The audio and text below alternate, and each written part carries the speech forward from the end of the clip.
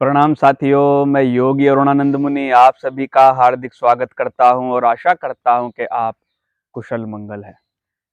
साथियों, आज का यह वीडियो एक माताजी के कहने पर मैं बना रहा हूं। मैंने सुबह देखा वो गलत तरीके से कपालभाति प्राणायाम कर रहे थे और उनको कमर में भी दर्द था। तो मैंने सोचा भाई कपालभाति पर आज एक वीडियो बनाकर डाल देता हूँ। आज कपालभाति पूरे विश्व में प्रसिद्ध हो गया है और इसको प्रसिद्ध करने का श्रेय स्वामी श्री रामदेव जी को जाता है। मैं उनको प्रणाम करता हूँ, स्वामी रामदेव जी को, कि उन्होंने बहुत लोगों तक योग को पहुँचाया। ये बहुत बड़ा काम है साथियों। आज लोग अनुलोम विलोम और कपालभाति को जानते हैं। बेशक वो योग को ना जानते हो, लेकिन इतना तो बोलते ही हैं कि पेट कम करने वाली एक्सरसाइज बता दो, पेट कम करने वाला प्राणायाम बता दो। ये भी बहुत है। तो आज मैं कपालभाति प्राणायाम आपको बताने जा रहा हूँ साथियों। कपालभाति जो प्राणायाम है, वास्तव में प्राणायाम में आता नहीं है, ये शोधन क्रियाओं में आता है। षट कर्म है, जिसमें से आपका नौली है, धोती है, वस्ती है, त्राटक है, कपालभाति है। षट कर्माणि समाचरेत। 6 षट कर्मों को यानी 6 शुद्धि क्रियाएं हैं जिनसे शरीर पूरा साफ हो जाता है। इसमें से एक कपालभाति है। कपाल माने हमारा स्कल, माथा, ये पूरा एरिया, और भांति माने चमकदार। जिस प्राणायाम को या जिस क्रिया को करने से हमारा माथा चमकदार हो जाता है, और चमक तो आती ही है, अंदर से उसके मल जल जाते हैं। जब सोने के मल जल जाते हैं तो स्वर्ण चमक उठता है। उसी प्रकार से जब किसी भी चीज को आप साफ कर देंगे तो चमक उठेगी। तो अंदर की नाड़ियां, कपाल की नाड़ियां शुद्ध हो जाती हैं। इसलिए कपालभाति करने वाले के चेहरे पर एक अद्भुत तेज दिखाई देता है और जो नाड़ियों में जमा हुआ मल होता है वह भी दूर हो जाता है।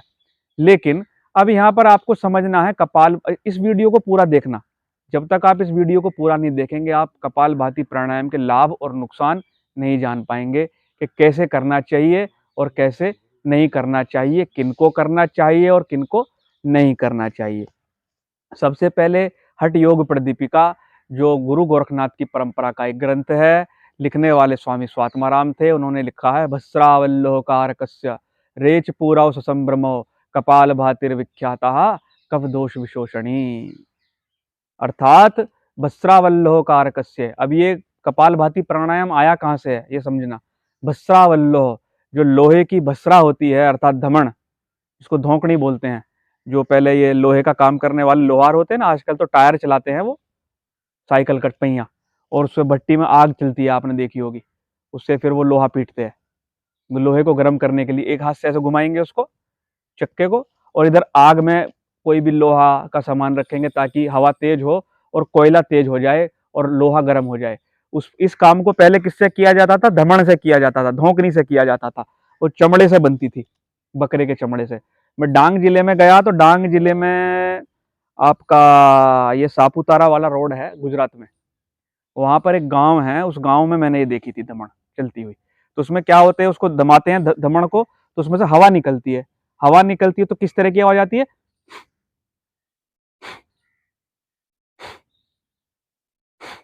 इस तरह की आवाज आती है। तो भस्रावल्लोकारकस्य रेच पूरा संभ्रमो। जिस प्रकार से लोहार की धोकड़ी चलती है, धोकनी चलती है, उसी प्रकार से तुमको श्वास लेना और छोड़ना है। यानी श्वास में से इसी प्रकार की आवाज आनी चाहिए।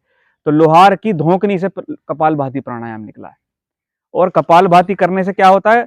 जैसे धुमण चलाने से अग्नि प्रदीप्त होती है, उसी प्रकार से आपके शरीर की हीट बढ़ती है कपालभाति प्राणायाम को करने से। और अंत में क्या लिखा है? कफ दोष विशोषणी। कफ से होने वाले सारे रोगों का नाश हो जाता है। तो कपालभाति विशेष रूप से कफ दोषों का नाश करने के लिए 20 प्रकार के कफ दोष आयुर्वेद ने बताए हैं। उसमें जैसे अस्थमा हो गया, यानी सांस लेने में दिक्कत, ब्रोंकाइटिस, खांसी, जल्दी जल्दी सर्दी का हो जाना, फेफड़े का सिकुड़ जाना, लंग्स का कमजोर हो जाना है, ये सब जो लक्षण है, बॉडी का ठंडा रहना, ये सब लक्षण किसके हैं? ये कफ दोष के लक्षण है। बलगम आना थूक के साथ। तो अगर इन लोगों को, किसी को भी ये परेशानी हो, तो निश्चित रूप से आप कपालभाति प्राणायाम करें। दूसरा, साथियों, जिनका हार्ट एनलार्ज हो जाता है, हार्ट बढ़ जाता है, उसमें बहुत अच्छा काम करती है कपालभाति। हार्ट की आर्टरीज को भी शुद्ध करती है, कोलेस्ट्रॉल को भी खत्म करती है। लेकिन अब किनको कपालभाति नहीं करनी चाहिए? जिनका शरीर में ऑटोमेटिक एसिडिटी बढ़ी हुई है, हाइपर एसिडिटी है, पित्त बढ़ा हुआ है, खट्टी खट्टी डकारें आती हैं, बॉडी में गर्मी रहती है, बीपी बढ़ा हुआ रहता है, उनको कपालभाति नहीं करनी चाहिए, क्योंकि कफ दोष विशोषणी, अगर कफ को विशोषण करेगी, विशोषण माने सुखाना, कफ को सुखाएगी तो पित्त को बढ़ाएगी, सीधी सी बात है। एक चीज कम होगी तो दूसरी बढ़ेगी। पंखा चलता है तो नीचे से अगर आप पोछा लगाओ, जमीन पर घर में पोछा लगाओ और पंखा चला दो, थोड़ी देर में पोछा सूख जाता है, जो पानी का अंश है हवा के साथ उड़ जाता है। तो कफ को सुखाएगी तो पित्त को बढ़ाएगी, सीधी बात है। समझ गए नहीं समझे?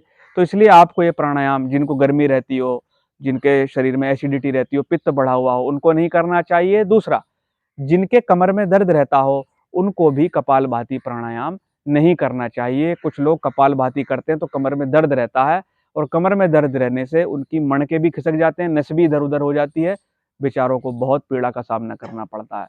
तो ये ना करें। गर्भावस्था में भी ये प्राणायाम नहीं करना चाहिए, क्योंकि अपान वायु को उत्तेजित कर देता है, तो अबॉर्शन होने का खतरा रहता है। जिनको हर्निया की बीमारी रहती है, हाइड्रोसिल की बीमारी रहती है, उनको भी ये प्राणायाम नहीं करना चाहिए। किसी का कोई मेजर ऑपरेशन हुआ हो, कम से कम उसके 3 महीने बाद या डॉक्टर की सलाह पर ही ये प्राणायाम आपको करना चाहिए। ये प्रिकॉशंस मैंने आपको बता दिए। अब करना कैसे चाहिए ये सुन लो। लोग गलती क्या करते हैं, देखो कपालभाति करेंगे,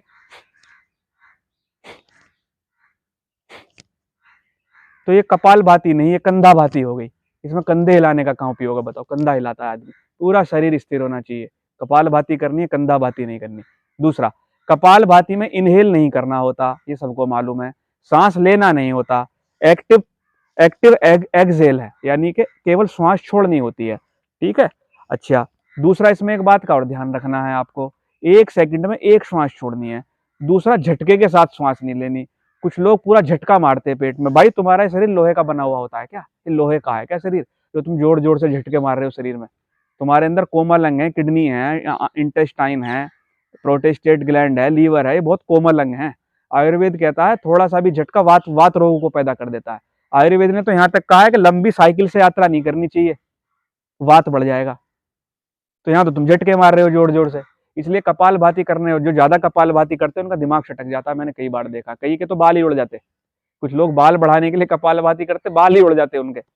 तो लोगों को मालूम नहीं होता, बस टेलीविजन में सुन लिया आधे घंटे कपालभाति, आधे घंटे कपालभाति करने लगते हैं। तुम पे कोई दूसरा काम नहीं है क्या भाई? कपालभाति मात्र 2 से 3 मिनट की काफी है, सारी नाड़ी खुल जाती है। तो गलत तरीके से उसका प्रचार किया गया, इतनी देर करो उतनी देर करो। ये दंड बैठक लगा रहे हो क्या? पहलवानी थोड़ी करनी है हमको।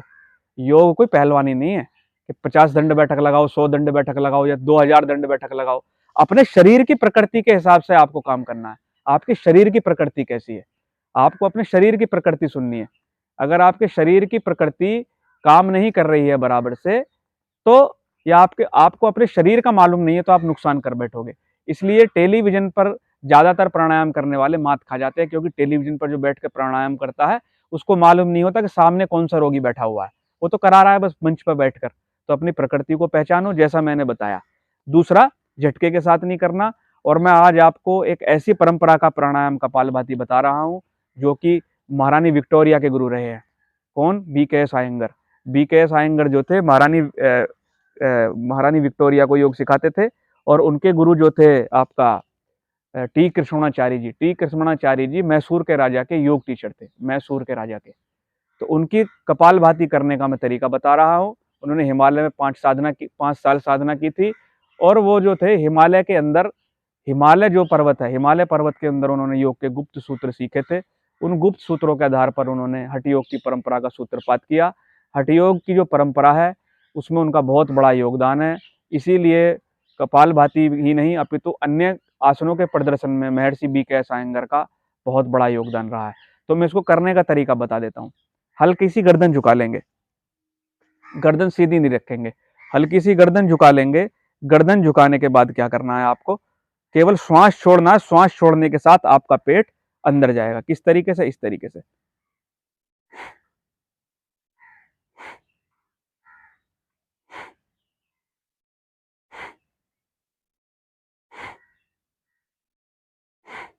यानी 1 सेकंड में एक बार आपको सांस लेनी है, और एक बार मतलब छोड़नी है, लेनी नहीं है। जाएगा तो अपने आप ही देखो, अपने आप अंदर चला जाता है श्वास। श्वास छोड़ा, पेट अंदर,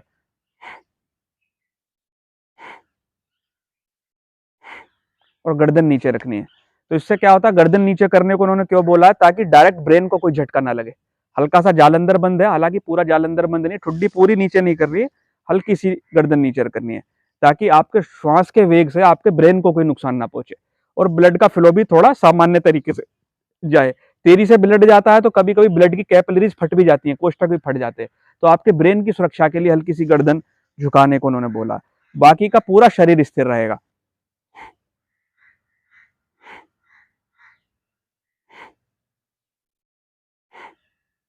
अब करना कितनी बार है साथियों, टी कृष्णाचार्य जी कहते थे नए साधक को 8 बार। कितनी बार? 8 बार। फिर कम से कम 5 से 10 सेकंड का गैप, फिर दोबारा 8 बार, यानी कि 16 बार उसको प्राणायाम करना है नए आदमी को, 16 बार। और अभ्यास बढ़ने पर 8 का पहाड़ा, 8 तिया 24, 8 चौक 32, 8 पंजे 40, 8 छिंग 48, 8 का पहाड़े में आप इसको बढ़ा सकते हैं और धीरे धीरे 80 से लेकर 120 तक ले जा सकते हैं, ठीक है ना। लेकिन 8-8 की साइकिल। लेकिन लोग क्या करते हैं, लगातार करे जा रहे हैं 500 राउंड, 1000 राउंड, तो उनको बहुत सारी समस्याओं का सामना भी करना पड़ता है।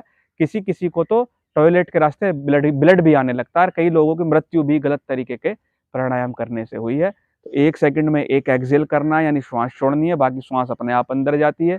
जबरदस्ती नहीं करनी और झटके नहीं मारने, कंधे ऊपर नीचे नहीं करने, 8-8 के हिसाब से राउंड लेना और आपके दिमाग को शांति मिलेगी।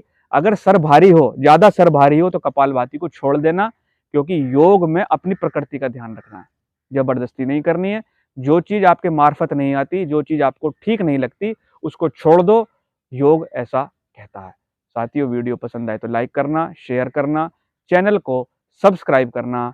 मैं आपके मंगल की कामना करता हूँ। प्रणाम।